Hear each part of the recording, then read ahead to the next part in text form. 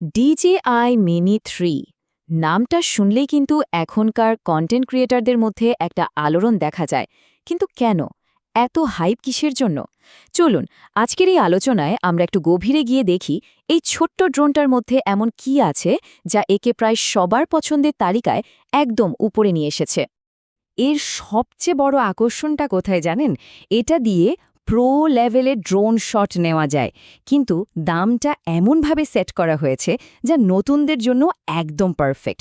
মানে একটা স্বপ্নের মতো প্যাকেজ, তাই না?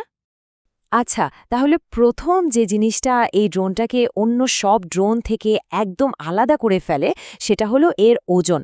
চলুন দেখি এই ব্যাপারটা কেন এত স্পেশাল। মাত্র 249 গ্রাম। ভাবা যায়? এটা কিন্তু অনেক একটা বড় ব্যাপার, কারণ পৃথিবীর অনেক দেশে 250 গ্রামের কম ওজনের ড্রোন ওড়ানোর জন্য কোনো রেজিস্ট্রেশন লাগে না, মানে কোনো আইনি জটিলতার ঝামেলা নেই বললেই চলে। তবে হ্যাঁ, একটা কথা মনে রাখা ভালো, যে কোনো জায়গায় ওড়ানোর আগে সেখানকার স্থানীয় নিয়মকানুনটা একবার দেখে নেওয়াটা বুদ্ধিমানের কাজ। ওকে, ওজন তো গেল। এবার আসা যাক এর আসল খেল, মানে ফিচারগুলোর দিকে। যে দারুণ সব শট আমরা দেখি সেগুলোর পেছনে কি টেকনোলজি কাজ করছে, চলুন সেটা একটু জেনে নেওয়া যাক। শুনলে কিন্তু অবাক হতে হবে। তো সবার আগে যেটার কথা বলতেই হবে সেটা হলো এর ক্যামেরা। সত্যি বলতে একটা ড্রোন ভিডিওর আসল প্রাণ কিন্তু তার ক্যামেরায়। আর DJI Mini 3 ঠিক এই জায়গাতেই একটা বড়সড় চমক দিয়েছে। ক্যামেরার স্পেসিফিকেশনগুলো দেখলে বোঝা যায় ব্যাপারটা কি। এটা 4K HDR ভিডিও রেকর্ড করতে পারে, মানে ফুটেজের কালার আর ডিটেলস হবে একদম ঝকঝকে। এর ভেতরে আছে একটা বেশ বড় 1.13 ইঞ্চির CMOS সেন্সর।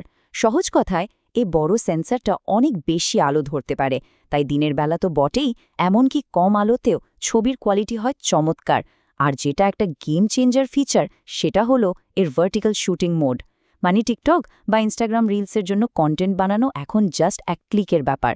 সব মিলিয়ে দিনের আলো হোক বা সন্ধ্যার মায়াবী পরিবেশ, দারুণ সিনেম্যাটিক ফুটেজ পাওয়াটা প্রায় নিশ্চিত।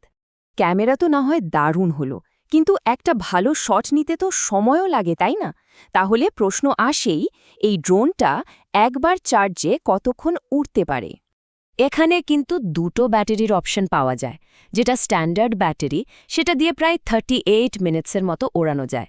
আর যদি কেউ এক্সটেন্ডেড ব্যাটারিটা নেয় তাহলে তো কথাই নেই, প্রায় 50 মিনিটেরও বেশি ফ্লাইট টাইম পাওয়া সম্ভব। ভাবুন তো, এই বাড়তি সময়টা একটা পারফেক্ট শট কম্পোজ করার জন্য কতটা দরকারি। আচ্ছা, ভালো ক্যামেরা, লম্বা ব্যাটারি লাইফ, সবই তো হলো, কিন্তু ড্রোনটা কন্ট্রোল করা কতটা সহজ? বিশেষ করে যারা একদম নতুন, তাদের জন্য তো এটাই সবচেয়ে বড় চিন্তা, তাই না? এর কন্ট্রোল সিস্টেমটা কিন্তু বেশ পাওয়ারফুল। প্রায় 10 কিলোমিটার দূর থেকেও এটাকে কন্ট্রোল করা যায়। জিপিএস সাপোর্টের কারণে এটা বাতাসে একদম স্থির হয়ে ভেসে থাকতে পারে, ফলে শটগুলো হয় স্টেবল। আর এর 3 অ্যাক্সিস মেকানিক্যাল গিম্বলের কথা তো বলতেই হয়। এটা হলো সেই জিনিস যা ড্রোনের সব ঝাঁকুনি শুষে নিয়ে ক্যামেরাকে একদম স্থির রাখে, আর ভিডিওগুলো হয় মাখনের মতো মসৃণ। সেই সাথে অটো টেক অফ আর রিটার্ন টু হোমের মতো ফিচারগুলো তো আছেই। সব মিলিয়ে নতুনদের জন্য ড্রোন ওড়ানোটা হয়ে উঠেছে পানির মতো সহজ। তো এতক্ষণ তো শুধু ভালো দিকগুলোই শুনলাম, কিন্তু যে কোনো জিনিসেরই তো কিছু ভালো আর কিছু মন্দ দিক থাকে, তাই না? চলুন এবার একটা ব্যালেন্সড ভিউ পাওয়া যাক। তো এক নজরে যদি দেখি ভালো দিকগুলো কি কি, এটা খুবই হালকা আর পোর্টেবল। 4K ভিডিও কোয়ালিটি এক কথায় অসাধারণ। ব্যাটারি লাইফ চমৎকার, আর কন্ট্রোল করাও খুব সহজ।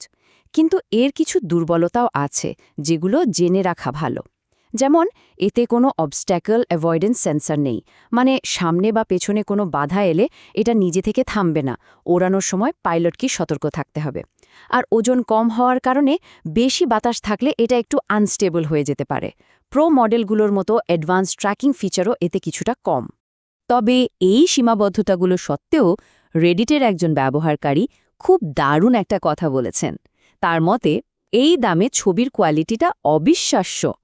এই একটা কথাই কিন্তু বুঝিয়ে দেয় যে এই ড্রোনটার ভ্যালু ফর মানি ঠিক কতটা। আচ্ছা, তাহলে এখন আসা যাক একদম আসল কথায়। এই ড্রোনটার দাম কেমন, আর কাদের জন্য এটা কেনাটা সবচেয়ে ভালো সিদ্ধান্ত হবে? বাংলাদেশে যদি দামের কথা বলি তাহলে স্ট্যান্ডার্ড প্যাকেজটা মোটামুটি ৭০ থেকে ৮৫,০০০ টাকার মধ্যে পাওয়া যায়। আর যদি ফ্লাইমোর কম্বো প্যাকেজটা নেওয়া হয়, যেখানে এক্সট্রা ব্যাটারি আর কিছু অ্যাক্সেসরিজ থাকে, সেটার দাম পড়বে প্রায় ৮৫,০০০ থেকে ১ লক্ষ টাকার মতো। অবশ্যই বিক্রেতা আর প্যাকেজের ওপর ভিত্তি করে দাম কিছুটা এদিক ওদিক হতে পারে। তাহলে কাদের টার্গেট করে এই ড্রোনটা বানানো হয়েছে? মূলত যারা ইউটিউব বা টিকটকের জন্য কন্টেন্ট বানান, যারা ট্র্যাভেল ব্লগিং করেন, অথবা যারা একেবারেই নতুন প্রথমবার ড্রোন ওড়ানোর জগতে পা রাখতে যাচ্ছেন, তাদের জন্য এটা একটা পারফেক্ট চয়েস। তো পুরো আলোচনা শেষে আমরা তাহলে কি বুঝলাম? ফাইনাল ভার্ডিক্টটা কি? এক কথায় বলতে গেলে DJI Mini 3 হলো বাজেট, পাওয়ার আর সহজ ব্যবহারের একটা দারুণ কম্বিনেশন। এটা হয়তো প্রো মডেল না, কিন্তু এটা দিয়ে যে কেউ খুব সহজে প্রফেশনাল লেভেলের সিনেম্যাটিক ফুটেজ তৈরি করে ফেলতে পারবে। শেষ প্রশ্নটা তাহলে এটাই, একজন নতুন কন্টেন্ট ক্রিয়েটরের জার্নি শুরু করার জন্য এই ড্রোনটা কি সেরা পছন্দ হতে পারে?